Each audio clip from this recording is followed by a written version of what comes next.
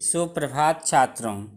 आज हम लोग सूर्यकांत त्रिपाठी निराला जी द्वारा रचित सरोज स्मृति का अध्ययन करेंगे। सूर्यकांत त्रिपाठी निराला जी ने यह कविता अपनी स्वर्गीय पुत्री सरोज की याद में श्रद्धांजलि स्वरूप लिखी है। यह कविता कवि का अपनी संतान के प्रति एक मर्मस्पर्शी विलाप है, जिसमें उसने समाज के कुछ महत्वपूर्ण दृश्यों को उकेरा है। पूंजीवादी एवं अकर्मण्य समाज को चित्रित करते हुए उन्होंने एक भाग्यहीन पिता के संघर्ष, सामाजिक संबंध, पुत्री के प्रति बहुत कुछ न कर पाने की विवशता, अकर्मण्यता पर भी लेखनी चलाई है। वे अपनी पुत्री सरोज को अत्यधिक चाहते थे, जो मातृहीना थी। मातृसुख से वंचित उनकी पुत्री ने जीवन में अनेक दुख सहे। विवाह के पश्चात उसकी अकाल मृत्यु हुई।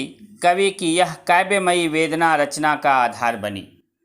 आइए सर्वप्रथम हम लोग सस्वर वाचन करेंगे, तत्पश्चात इसकी व्याख्या देखेंगे। देखा विवाह या मूल नवल, तुझ पर शुभ पड़ा कलश का जल। देखती मुझे तू हंसी मंद, होठों में बिजली फंसी स्पंद। उर्मे भर झूली छवि सुंदर, प्रिय की अशब्द श्रृंगार मुखर। तू खुली एक उच्छ्वास संग, विश्वास स्तब्ध बंध अंग अंग। नत नयनों से आलोक उतर, कांपा अधनों पर थर थर थर। देखा मैंने वह मूर्ति धीती, मेरे वसंत की प्रथम गीति।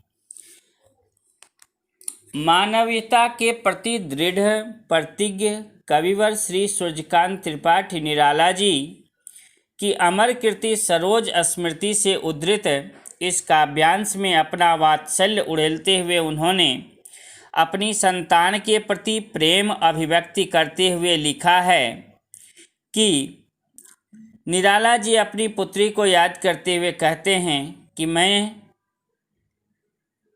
तेरे विवाह को पूरी तरह से एक नए रूप में देखा तो विवाह के समय कलश के जल सी पवित्र थी। तो मुझे देखकर अत्यंत पुलकित थी। उस समय तेरे होठों पर बिजली सी मुस्कान थिरक रही थी।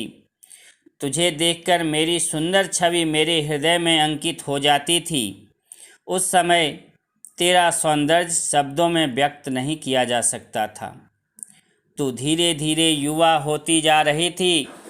तुझ पर सौंदर्य झुकी आँखों से उतरकर प्रकाशित हो रहा था, अर्थात तू अब विवाह योग्य हो रही थी। तुझे देखकर मुझे कर्तव्य बोध हुआ।